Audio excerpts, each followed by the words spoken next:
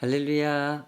우리 다 같이 찬송가 300장 내 마음이 낙심되며 함께 찬송하면서 화목한 기도회 시작하겠습니다.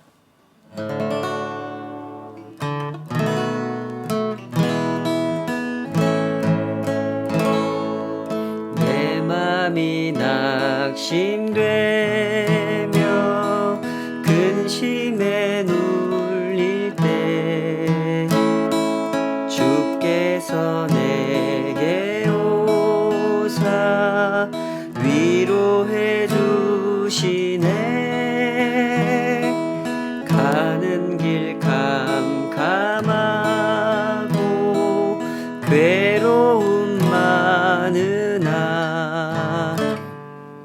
주께서 함께하며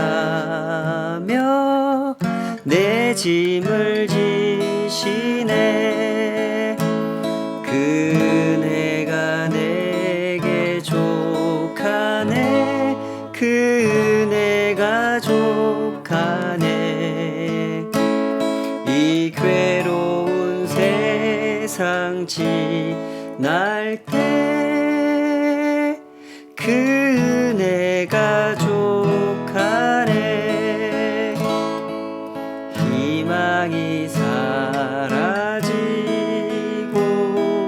친구 날 버릴 때 주 내게 속삭이며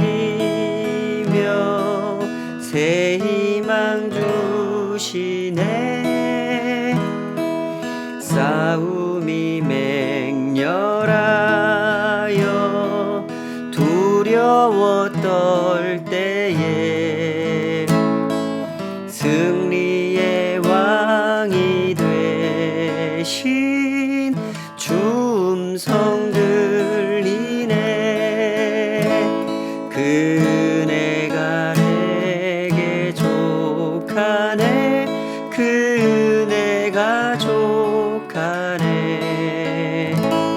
이 괴로운 세상 지날 때 그네가 족하네.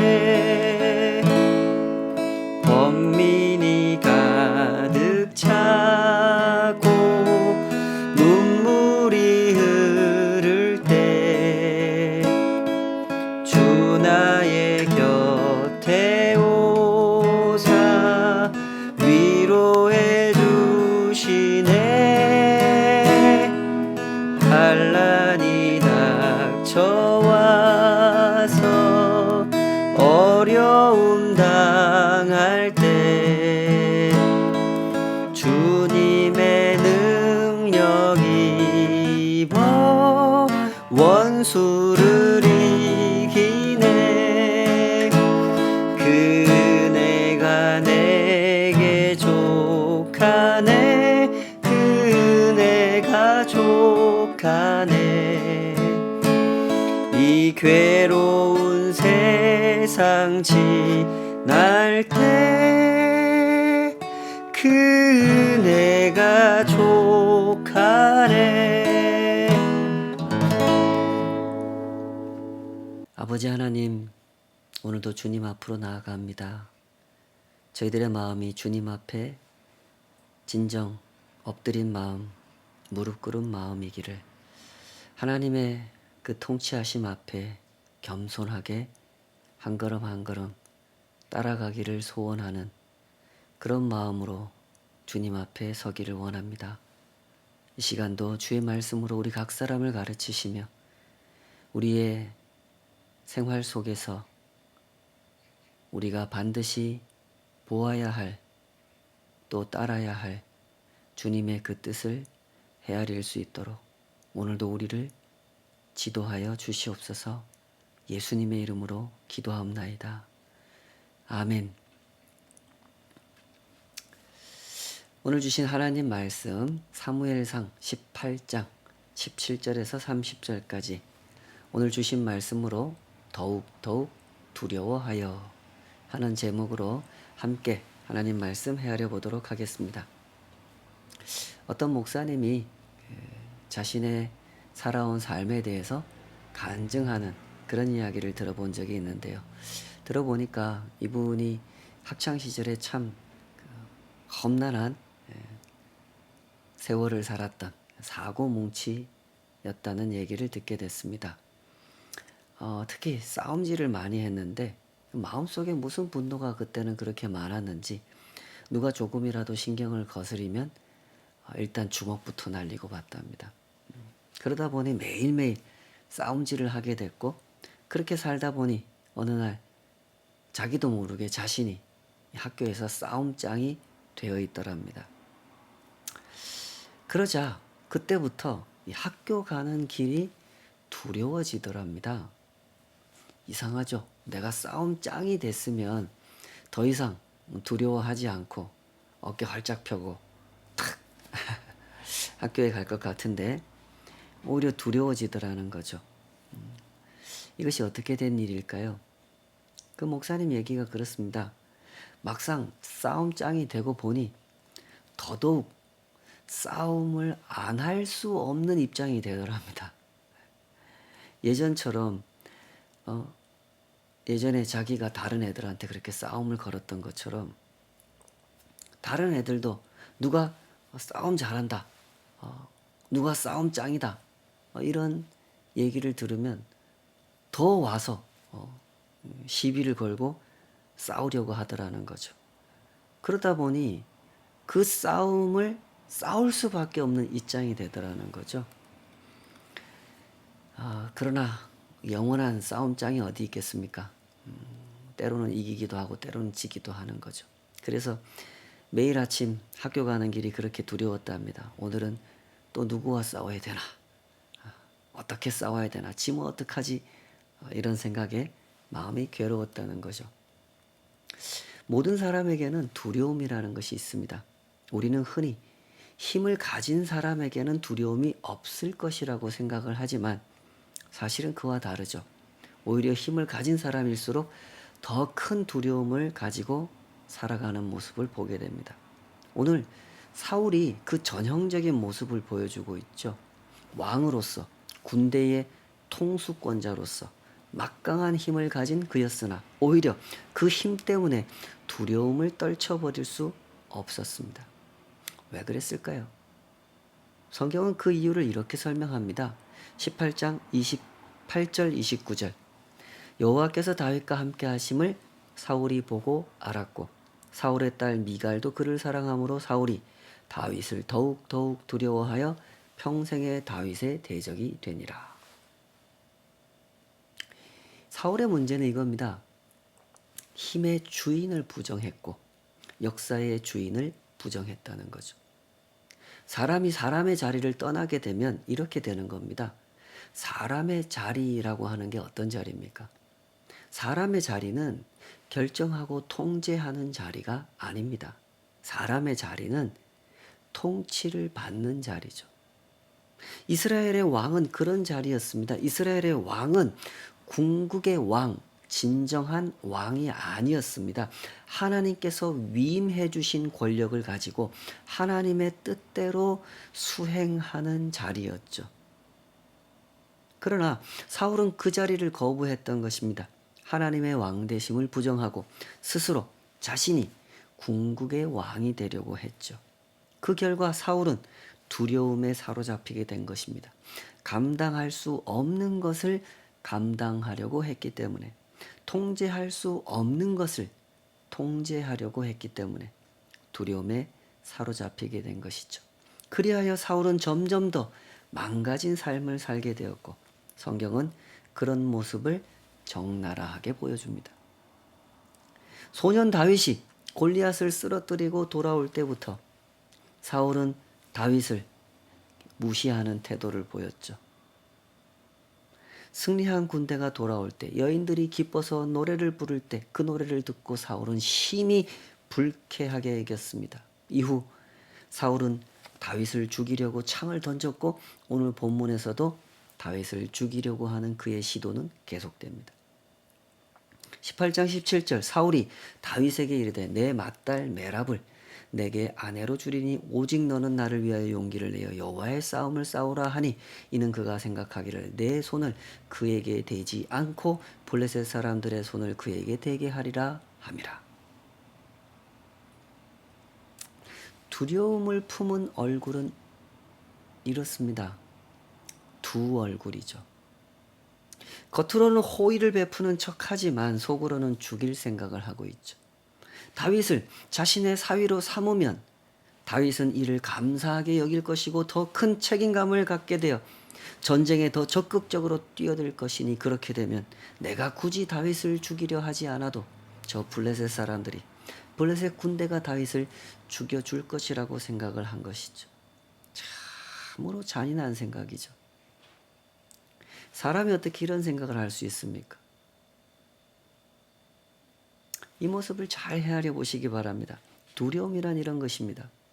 두려움을 품은 사람은 자신이 잔인한 생각을 하고 있다는 사실을 깨닫지 못합니다. 그 마음이 사람의 자리를 떠나버렸기 때문에 사람이 해서는 안 될 생각도 서슴없이 품을 수 있었던 것이고 그 생각을 서슴없이 실행에 옮길 수도 있었던 거죠. 그러나 일은 사울의 계획대로 되지 않았습니다.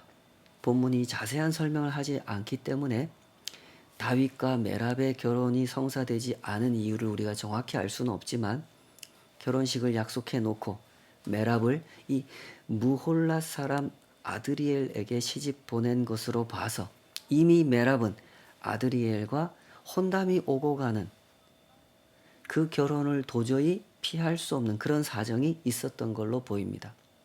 이런 장면은 당시에 이 사울의 마음이 얼마나 조급했는지를 보여주죠.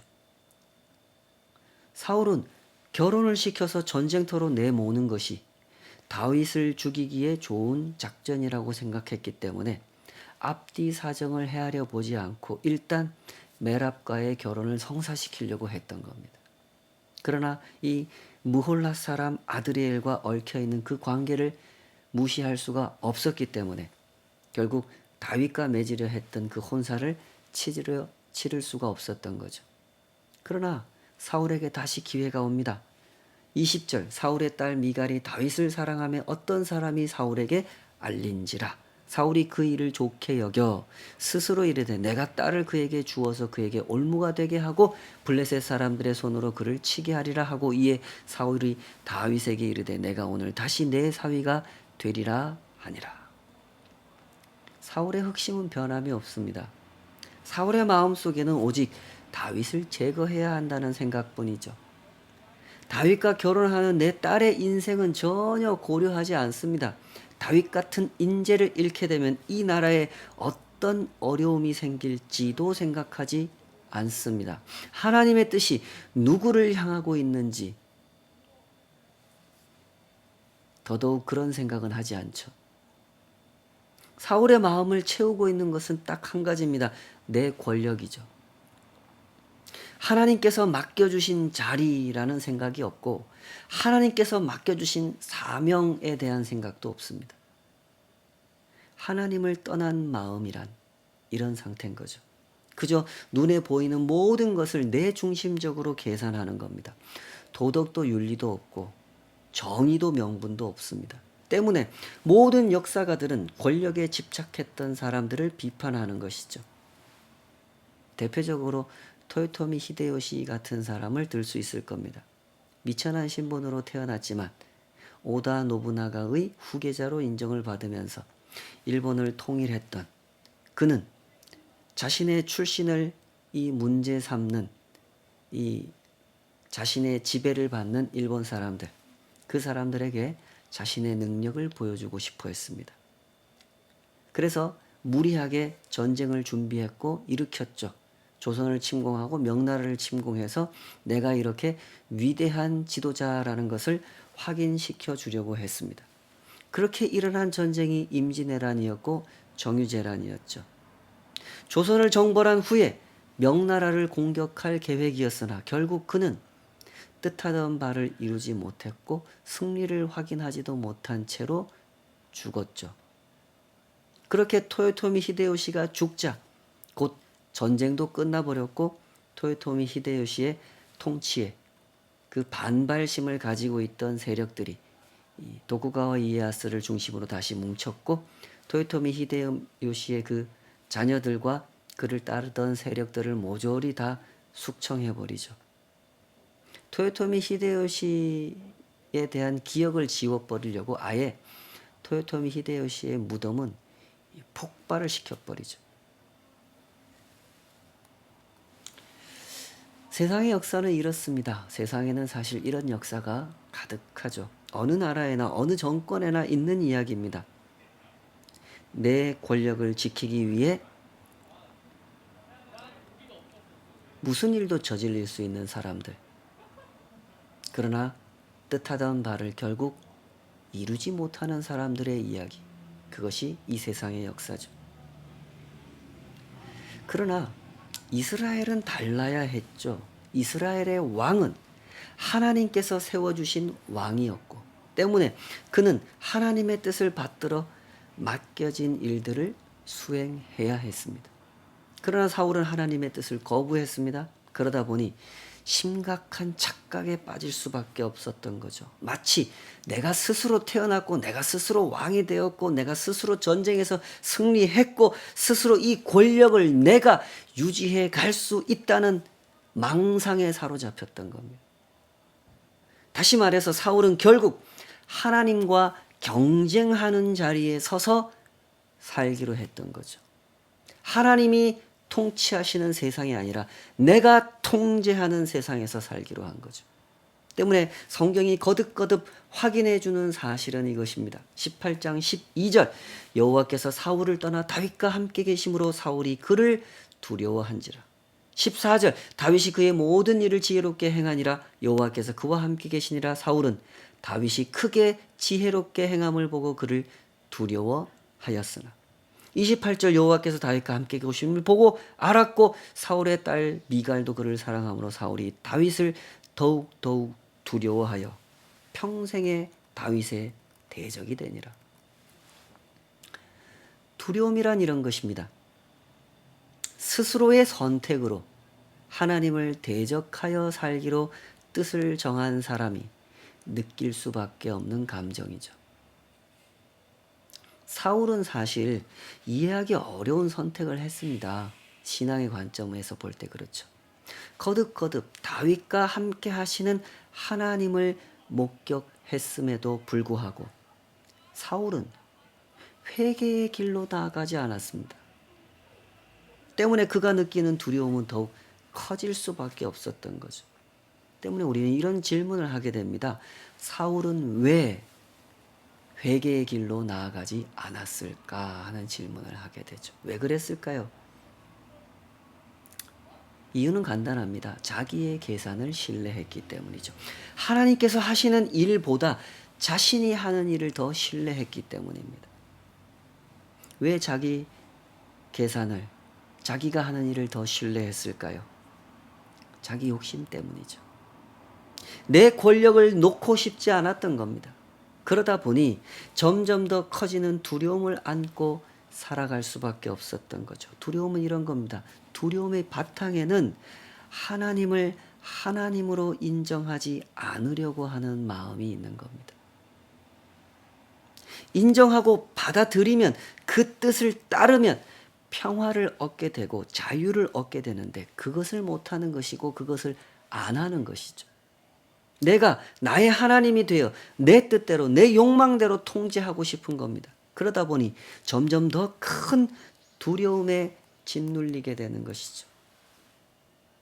사울은 계속해서 다윗을 죽이려고 시도했습니다. 큰딸과 결혼시키려고 했다가 안 되니까 작은 딸과 결혼을 시킵니다. 그런데 이번에는 다윗의 반응이 시큰둥합니다.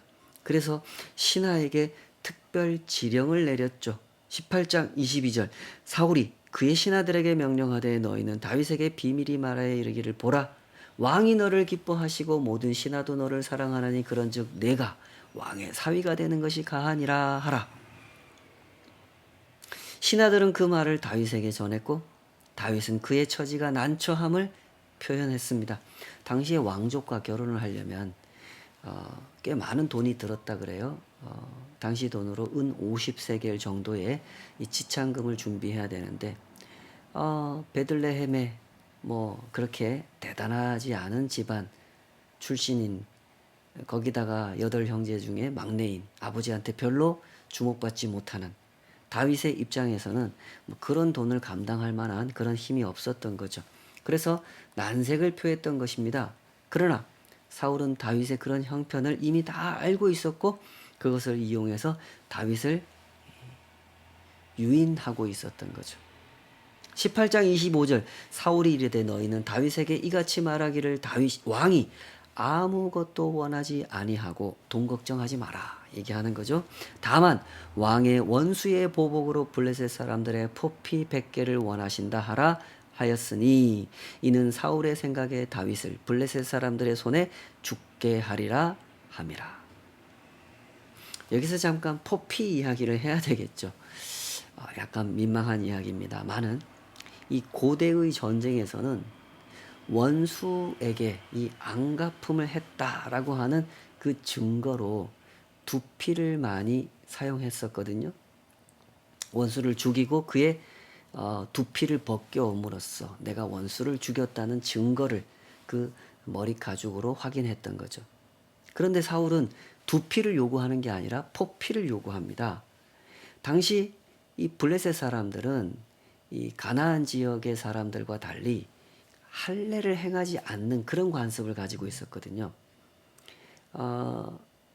사울이 다윗에게 블레셋 사람들의 포피를 요구했던 이유가 바로 여기에 있는 걸로 보입니다. 포피를 잘 나온다고 하는 것은 다윗이 확실하게 블레셋 사람들을 죽였다라는 증거가 되기 때문에 사울은 다윗에게 블레셋 사람들의 포피를 요구했던 거죠. 사울은 이렇게 나름대로 치밀한 계산을 했고 다윗을 유인했습니다. 그러나 하나님께서 지키시는 다윗은 오히려 점점 더 강성한 인물이 되어갔죠. 사울은 100명의 포피를 요구했지만 다윗은 200명의 포피를 가져왔고 무난하게 미갈과 결혼을 하면서 사울이 결혼을 미끼로 다윗을 죽이려 했던 계획은 무산됩니다. 이제 사무엘서 기자는 그 모든 이야기를 이렇게 정리해 주죠. 18장 28절, 여호와께서 다윗과 함께 계심을 보고 알았고 사울의 딸 미갈도 그를 사랑하므로 사울이 다윗을 더욱더욱 두려워하여 평생의 다윗의 대적이 되니라. 블레셋 사람들의 방백들이 싸우러 나오면 그들이 나올 때마다 다윗이 사울의 모든 신하보다 더 지혜롭게 행하매 이에 그의 이름이 심히 귀하게 되니라. 사무엘상 18장은 이렇게 두려움이라는 주제를 강조하고 있습니다. 사울이 하나님을 대적했기 때문에 느낄 수밖에 없었던 그 감정과 상황을 다루고 있죠. 두려움은 결코 단순한 감정이 아닙니다. 관계 때문에 발생하는 감정이죠. 하나님은 언제나 계시고 어디에나 계시며 누구 앞에나 계십니다. 의인과도 함께 계시고 악인과도 함께 하시지요. 그러나 하나님을 느끼는 감정은 다를 수밖에 없는 겁니다. 하나님의 존재를 인정하는 사람과 하나님의 존재를 부정하는 사람이 느끼는 감정이 다를 수밖에 없고 하나님 앞에서 의로운 길을 가려는 사람과 하나님 앞에서 불의한 길을 가려는 사람이 느끼는 감정이 다를 수밖에 없죠. 감정이란 그렇습니다. 감정이란 관계에 근거하고 있는 것이죠. 어떤 관계를 맺고 있느냐에 따라 느껴지는 감정은 다를 수밖에 없는 것입니다. 20kg짜리, 40kg짜리 쌀가마니는 모든 사람에게 똑같은 무게로 느껴지는 것이 아닙니다. 그 짐을 배달해야 하는 택배기사가 느끼는 무게와 지금 집에서 굶고 있는 이 자식들에게 이 쌀을 가지고 와서 밥을 해서 먹일 생각으로 쌀을 이고 가는 어머니가 느끼는 무게는 다르죠. 이 어머니에게 쌀은 무거울수록 가볍게 느껴지는 겁니다. 감정이 그렇죠. 관계에 따라, 상황에 따라 다르게 느껴지는 것입니다. 사울은 다윗을 두려워했다고 했습니다.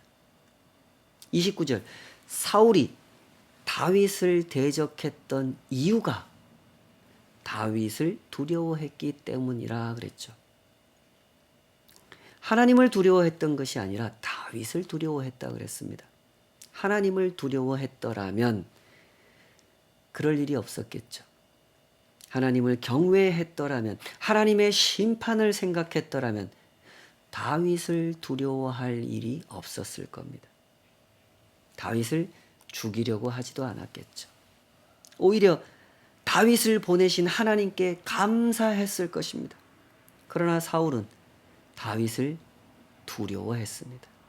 평생 다윗을 죽이려 했고 평생 그 뜻을 이루지 못한 채로 자신이 먼저 죽게 됐는데 다윗은 오히려 점점 더 귀한 존재가 되어갔죠.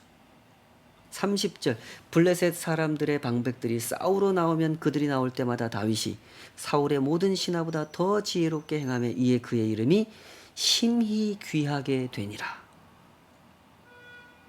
이는 사울의 계산이 완전히 틀렸음을 보여줍니다.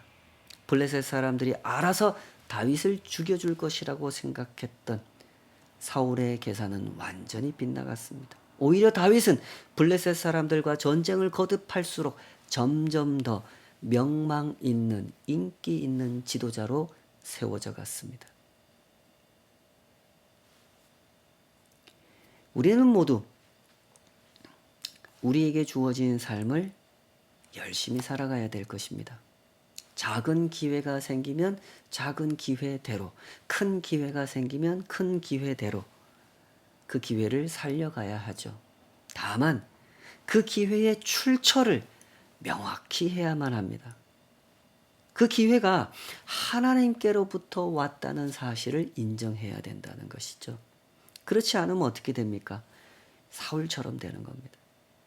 하나님의 나라를 위해 등장한 이 다윗이라는 인물을 대적하면서 살게 되는 비극을 맞이하게 되는 것이죠. 이것이 얼마나 큰 비극입니까? 사울이 지금이라도 회개하고 다윗과 손을 잡고 하나님의 나라를 든든히 세워가려고 했다면 사울의 삶은 놀랍게 회복되었을 것입니다. 그러나 사울은 그런 회복을 바라지 않았죠. 그가 원했던 것은 그저 내 권력을 지키는 것이었습니다. 사울의 어리석음은 이런 것이죠. 지킬 수도 없는 것을 지키려고 했다는 것입니다. 사울이 살았던 삶은 오늘을 살아가는 우리에게도 큰 울림이 되죠. 실로 세상에는 이 사울 같은 마인드를 가지고 살아가는 사람들이 가득하죠. 내 권력이라고 생각하는 사람, 내 물질이라고 생각하는 사람, 내 인생이라고 생각하는 사람이 가득하죠. 실로 많은 사람들이 그렇게 살아갑니다. 하나님의 주인 되심을 인정하지 않고 하나님께서 내게 기회를 주셨다고 인정하지 않습니다. 그리하여 힘을 갖게 되면 그 힘으로 죄를 짓고 물질을 갖게 되면 그 물질로 악을 행하는 사람들이 많죠. 때문에 세상은 이렇게 불안한 세상이 되어버린 것입니다. 이렇게 기술이 발달했고 이렇게 풍요로운 물질을 갖게 됐고 이렇게 훌륭한 시스템을 갖추게 되었는데 그것 때문에 오히려 더 불안해진 세상입니다. 언제 어떻게 전쟁이 일어날지 모르고 그 전쟁이 어떻게 파급 효과를 일으키게 될지 모르는, 언제 다시 3차 대전이 일어날지 세상은 두려워하고 있습니다. 그러므로 우리는 언제나 이 진실 앞에 서야 할 것입니다. 하나님께서 이 모든 것의 주인이시라는 진실 앞에 서야 하는 것이죠. 기회는 나에게도 허락되는 것이지만 그에게도 허락된다는 사실을 생각해야 되는 것이고, 나에게 더 많이 주어질 수도 있고 그에게 더 많이 주어질 수도 있으며, 나에게 먼저 주어질 수도 있고 그에게 먼저 주어질 수도 있다는 것. 우리는 그것을 생각해야 합니다. 우리는 하나님이 아니기 때문에 그것을 내 뜻대로 결정할 수 없습니다. 그러므로 반드시 겸손해야 하지요. 하나님께서 하시는 일을 정직한 눈으로 바라보고 겸손한 마음으로 감당해야 되는 것입니다. 그때 우리는 우리 자신의 삶을 정직하게 해석할 수 있게 되는 거죠. 권력을 가진 나, 돈을 가진 나, 또는 못 가진 나에 집착하는 것이 아니라 하나님 앞에 선 나를 볼 수 있게 되는 것이죠. 그때 자유로워지는 것입니다. 누가 더 많은 기회를 얻는 것을 보았을 때도, 누가 더 돋보이는 주목을 받는 것을 보았을 때도 그것을 보고 두려워하는 것이 아니라 평안하고 감사한 마음으로 하나님의 일하심을 찬양할 수 있게 되는 것이죠. 부디 이 복된 삶의 길을 걸어가시기 바랍니다. 그릇된 기준을 가지고 비교하면서 살아가는 것이 얼마나 하나님을 대적하는 삶인지를 잘 헤아리시고 정직하고 겸손하게 이미 주신 기회들을 감사하게 살아내시는, 그리하여 하나님의 도구가 되고 하나님의 통로가 되어 이 땅에 하나님의 평화를 증거하는 주님의 도구로 살아가시기를 축복합니다. 기도하십시다. 아버지 하나님, 저희들의 눈에 진리의 빛을 허락하여 주심을 감사합니다. 삶의 존귀함은 우리가 무엇을 얼마나 더 많이 가졌느냐에 있는 것이 아니라 우리에게 주신 것이 작을지라도 그것을 하나님의 뜻대로 평화롭게, 은혜롭게, 자유롭게 감당하는 것, 거기에 있는 줄로 믿습니다. 부디 우리를 평화의 도구로 사용하여 주시옵소서. 복음의 통로로 사용하여 주시옵소서. 그렇게 주어진 길을 기쁘고 감사하게 걸어가는 우리 한 사람 한 사람의 순례길이 되도록 주님 함께하여 주시옵소서. 예수님의 이름으로 기도하옵나이다. 아멘.